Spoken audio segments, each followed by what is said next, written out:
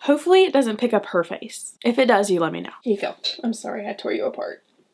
That was so rude of me. Oh, you're so beautiful.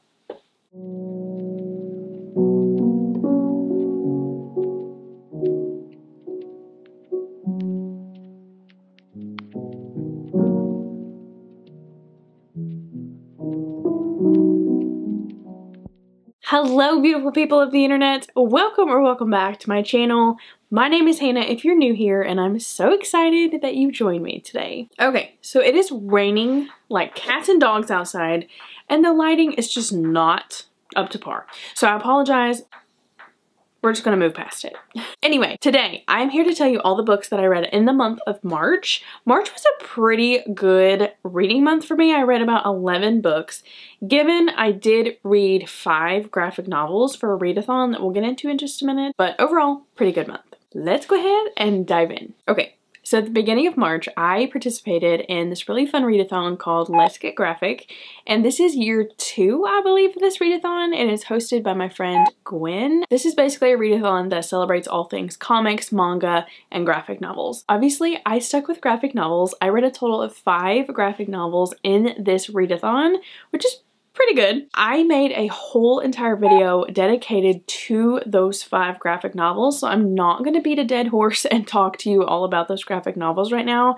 I'm basically just going to tell you what they were and what I gave them. Starting with Swim Team by Johnny Christmas. I picked this one up because I have been meaning to get to this one, and it's been on my TBR for quite some time. But this one, I gave it 3.5 stars. I really liked it, but it wasn't anything to write home about. So this one follows our main character, Bree. And Bree and her father are moving towns, so she's obviously having to move to a new school, and it's in the middle of the school year. And she's having to take these electives, but the only elective that's left is Swim 101.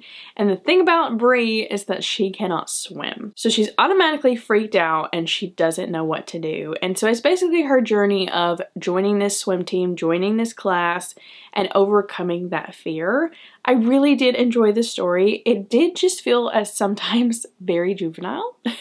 But again, I'm not the intended audience for this book. I gotta keep that in mind. But overall, a pretty good story. The next graphic novel I picked up was called Pashmina, and this is the author. I do not want to try and butcher this, but this is a story about an Indian American family, and it follows our main character as she's really trying to come to terms with her Indian roots. And our main character finds a shawl in her mom's closet, and that shawl transports her to India. And so it's just kind of like a coming of age story of trying to figure out who you are, where you come from, and it was really cute, and I really did enjoy the cultural representation in here, but it was just kind of average. 3.5.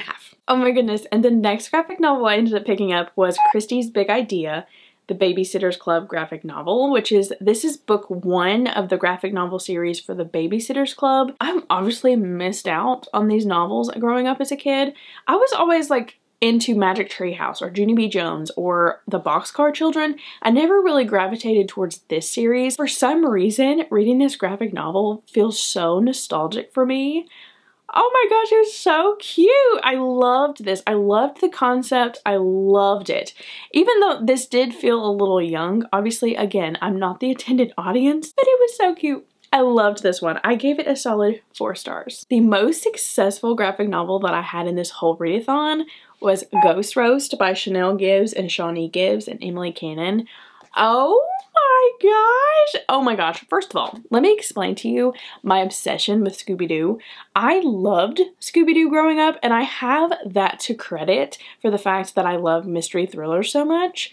It's because of Scooby-Doo. For some reason, this gives me Scooby-Doo on Zombie Island vibes. Like those kinds of vibes in New Orleans, a plantation. Oh my gosh, I ate this up. It was so good. Let me tell you what it's about. So it's about our main character, Chelsea. And Chelsea is just like, again, coming of age. And her dad is a ghost hunter. And obviously that is not cool in high school. So she tries to keep it on the down low, but one summer her dad asks her to work with him, and she starts seeing that she may connect with the ghost hunting a lot more than she thought. That is quite literally all I'm going to tell you. This was so good. The last graphic novel that I picked up for this readathon is called Jukebox, and this is the same author that wrote Pashmina. I didn't really like this one that much. I gave it a 2-star for multiple reasons, and I think the main reason was because this story was so incredibly disjointed and really didn't make sense. So basically, this one follows our main character and her cousin as they're in search for her dad, and her dad kind of went missing at his job, and so they go to his job and find out that there's a magical jukebox there that can time travel, and so they start freaking out and saying that he's stuck in a time travel warp, and so they go in after him. Cute, fine, dandy, whatever. I didn't think that it executed very well, and I really did not like this art style. I did like the color scheme because it was really, really bright and colorful. Didn't like the art style. I liked it better in Pashmina than in this one. Moving on to the regular novels that I picked up in the month of March, starting with Well Met by Jen DeLuca. This was also in a reading vlog that I just recently posted. I read it in my Looking to Find a 5-Star vlog, and I really liked this one. It was not a 5-star, however. It was a 3.5. But let me tell you about this one. This one's been on my radar ever since I found out that it was going to be a Renaissance fair romance. I love Renaissance fairs. I just think it's so much fun of people like going to a certain place, dressing up, and getting all into character. I just love that.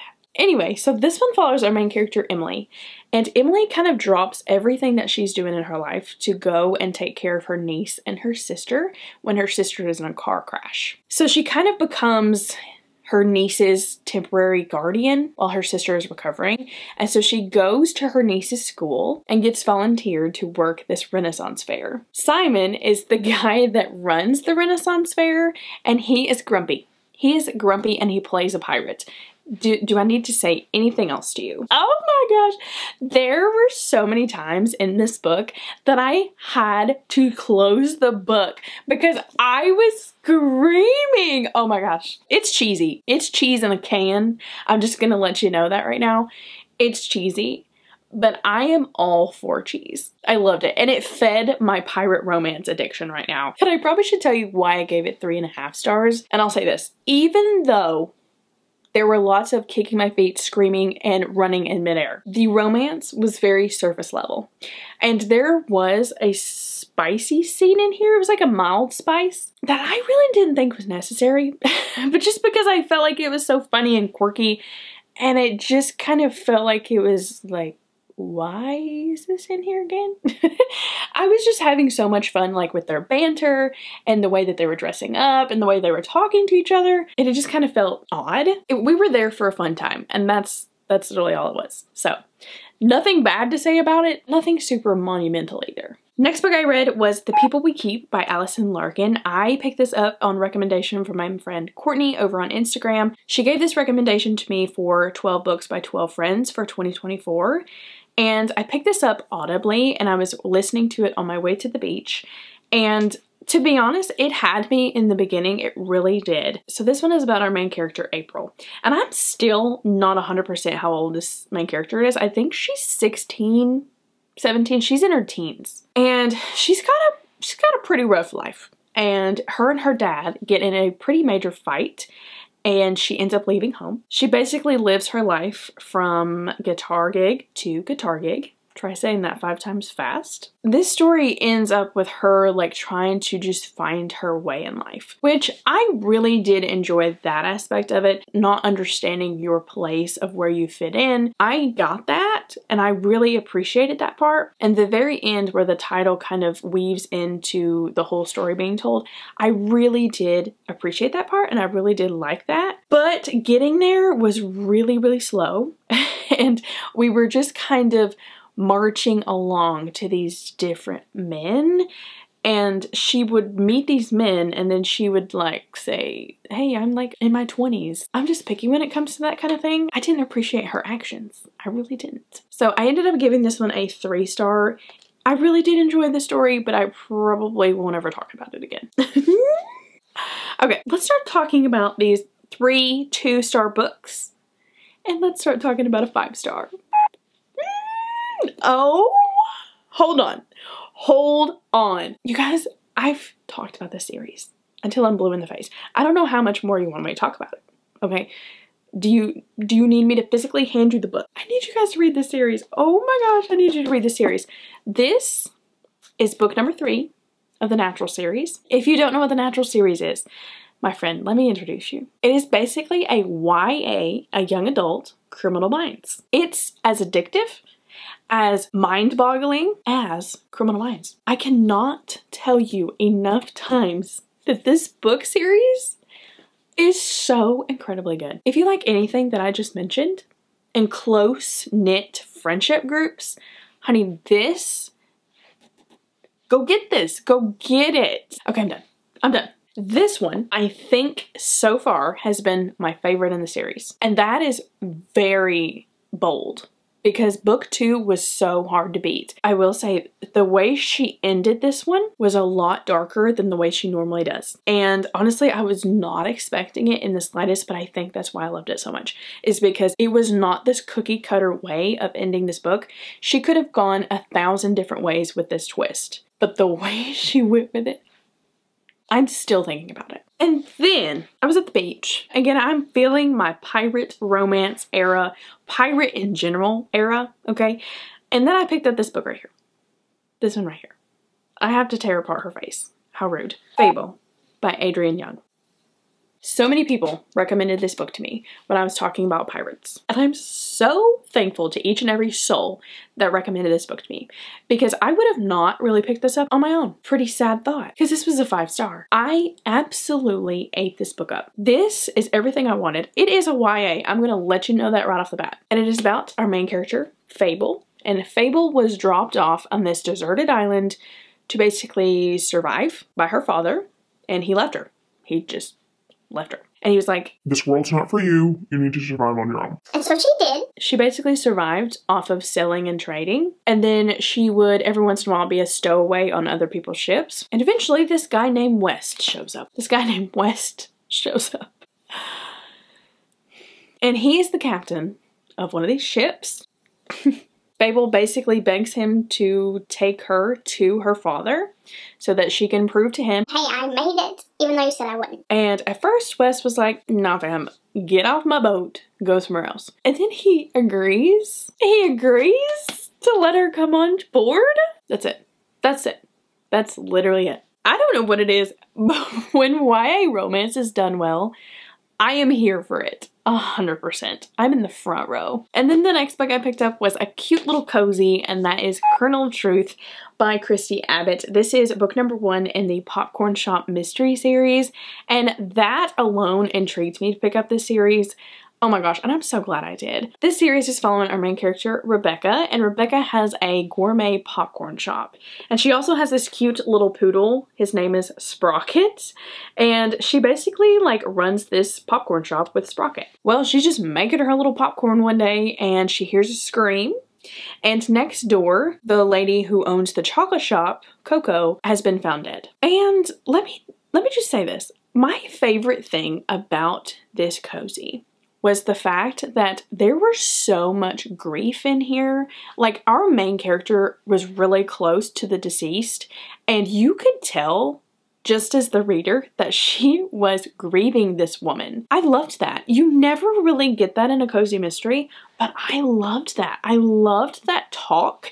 And there were so many grief quotes in here. It was so good. That aspect of it was so good. And from the beginning, I really did think that this was going to be a brand new favorite. And it really is. I still ended up giving it 4 stars. The reason I docked a star on it, though, it was just like a picky little reason, okay? First reason is there was a lot of language in here. And you guys tell me, like, is that normal? I read a lot of cozy mysteries, I feel like, and I've never really dealt with a ton of language.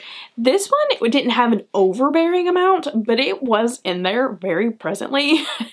And I don't know, that just kind of threw me off a little bit and kind of took me out of the story. Another reason why I docked it a star is that there was a character in here that I just really couldn't stand. And he was a man, and he was just awful. He was awful. He was constantly making degrading comments about women and their weight and their ability to do things. Didn't like that. I didn't like that. We totally could have had this story without that minute there. But overall, I really, really loved this book, and I will definitely be moving on to the series. And the last book that I finished in March was for my friend Jessie's book club, Sleep When I'm Dead, and I finished this like quite literally right before the book club, and that is Only If You're Lucky by Stacey Willingham. This is my first Stacey Willingham, and I don't know if I'm going to continue her books because this was a complete dud, and I hated to end the month with this book because this was just not it. So this one is following our main character, Margot, and Margot is finishing up her freshman year of college, and she meets this group of friends who all have like really intense personalities, and basically a dead body turns up. That's basically all that happened in here. I will say the audiobook is pretty good. It did keep my attention, but I wasn't super intrigued. I really didn't even care about these characters. I was listening to this at 3 times speed at one point, and it was still so slow. It's a no for me. And there you have it, my friends. Those are all the books that I finished in the month of March. I believe that was 11? 10? I don't know. I wasn't keeping count. I will say, it is like a couple days before the end of the month when I'm filming this, and I have started like 6 books. So I'm in the middle of 6 books. So there's so many more books that I wish I could finish and include on this video, but you'll just have to wait for my April wrap up to get a glimpse of those, because some of the books that I'm reading right now, so good. So good. But anyway, if you made it this far into the video, please let me know your favorite book you read in March and your least favorite book. My favorite one has to be Fable, without a doubt, and that's Against All In. That's pretty darn good. My least favorite one was the one I just talked about. We don't call her by name. All right, my lovelies, until next time, I will see you in my next video. Bye!